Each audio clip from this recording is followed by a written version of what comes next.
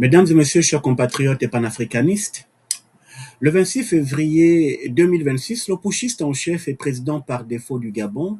Brice Clotaire Oligui Nguema, légiférait sur le nouveau code de nationalité gabonaise par ordonnance présidentielle numéro 0004-PR-2026 en remplacement de l'ancien code numéro 37-98 du 20 juillet 1999, ce sans débat parlementaire aucun et à 3 jours pourtant de l'ouverture de la session parlementaire.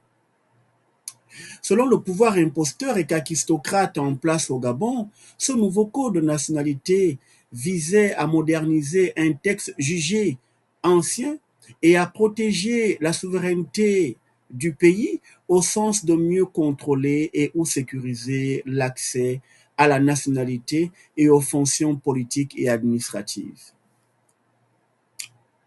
Si telles sont les ambitions affichées par les autorités incompétentes en place au Gabon, à y regarder de très près ou de plus près, il n'en sera rien du tout. Autrement dit, ce nouveau code de nationalité gabonaise, adopté à la hussarde par le faussaire général de brigade, sans débat démocratique aucun,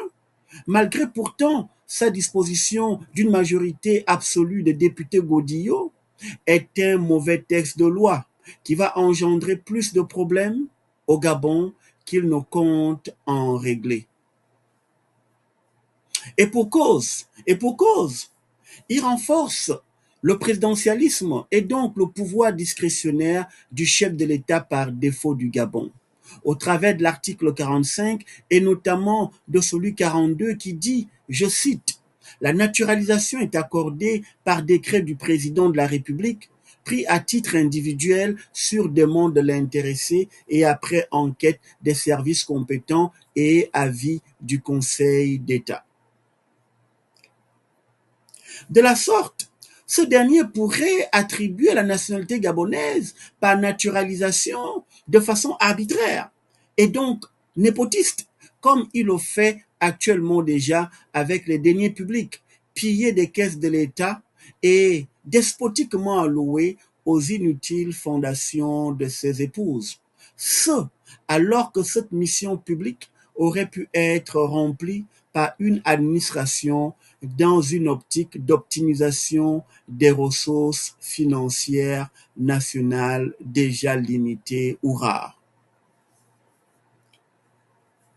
De même, sous le fallacieux et creux argument de supposées activités subversives et déstabilisatrices contre son gouvernement autoritaro-kleptocrato-kakistocrato-imposteur,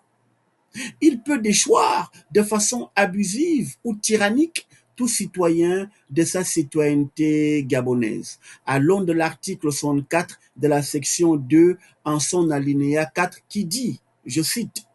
« La perte de plein droit de la nationalité gabonaise est matérialisée par un décret du président de la République, pris sur rapport conjoint du ministre de la Justice et de la Défense nationale. »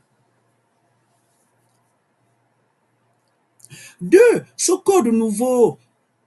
de nationalité gabonaise est discriminatoire et ou xénophobe au sens de procéder à une hiérarchisation de la citoyenneté, à une classification des citoyens, à une distinction des Gabonais entre citoyens d'origine et citoyens naturalisés, ou encore entre citoyens de première zone et citoyens de seconde zone. Et par conséquent, à une restriction des droits des binationaux quant à l'accès à certaines fonctions politiques et ou administratives, ouvrant ainsi la porte, in fine, à une forme de rwandisation du Gabon.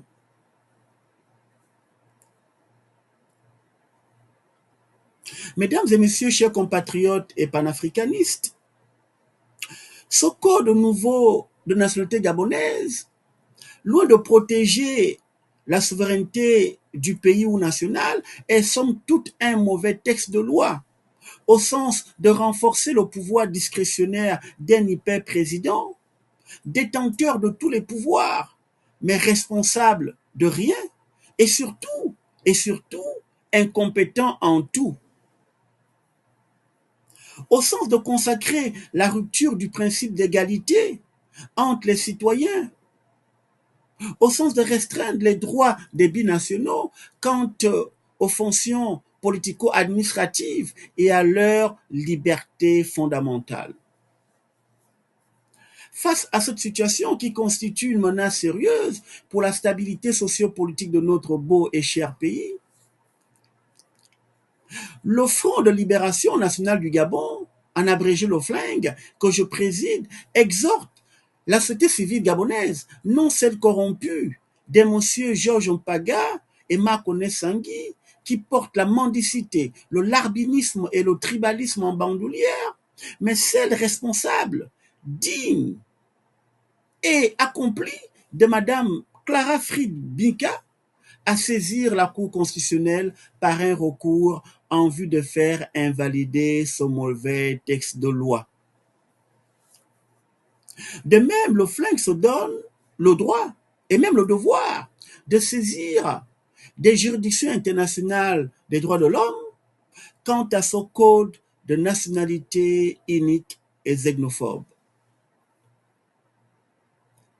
Vive la République, vive le Gabon, la patrie ou la mort, nous vaincrons. Je vous remercie.